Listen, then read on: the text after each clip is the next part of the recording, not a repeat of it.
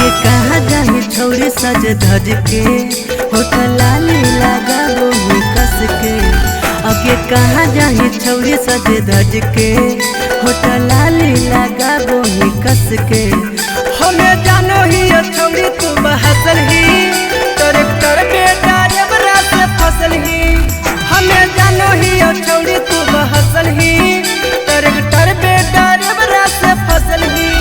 आगे कहाँ जाही छौरी सज धज के, होठल लाली लगाबो ही कस के। आगे कहाँ जाही छौरी सज धज के, होठल लाली लगाबो ही कस के। हमें जानो ही छौरी तू बहसल ही, ट्रैक्टर बेटा रेबरा से फसल ही। हमें जानो ही छौरी तू बहसल ही, ट्रैक्टर बेटा रेबरा से फसल ही।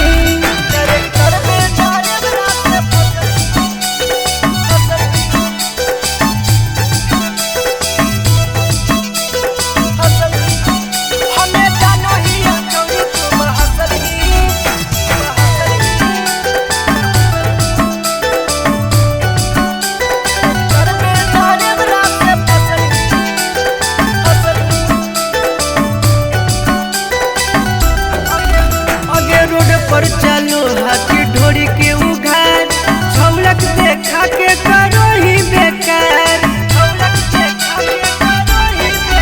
आगे रोड पर चलो हाथी ढोरी के उघार, छौलक देखा के करो ही बेकार। आगे लूट ले तो चढ़ल तो जवानी गे, उतार दे तो चेहरा के पानी गे। आगे लूट ले तो चढ़ल तो जवानी गे, उतार दे तो चेहरा के पानी गे। हमें जानो ही छौरी तू बहसल ही, ट्रैक्टर बेटा रेबरा से फसल ही। हमें जानो ही छौरी तू बहसल ही, ट्रैक्टर बेटा रेबरा से फसल ही।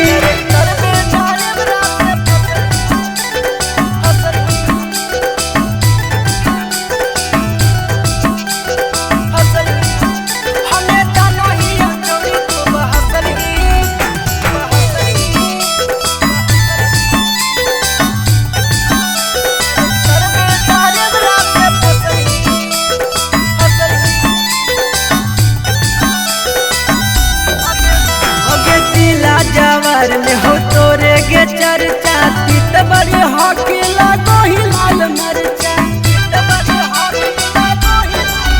आगे जिला जवार में हो तोरे गे चर्चा, तीत बड़ी हॉकी लागो ही लाल मरचा। अब देश तोरे जानो हो कहानी गे, कहाँ कहाँ छोड़ी काटो हके जानी गे। उपेंद्र जानो हो कहानी गे, कहाँ कहाँ छोड़ी काटो हके जानी गे। हमें जानो ही छौरी तू बहसल ही, ट्रैक्टर बेटा रेबरा से फसल ही। हमें जानो ही छौरी तू बहसल ही, ट्रैक्टर बेटा रेबरा से फसल ही। सवेरा फिल्म्स रिकॉर्डिंग स्टूडियो, शाहपुर चौक, देवन बिघा।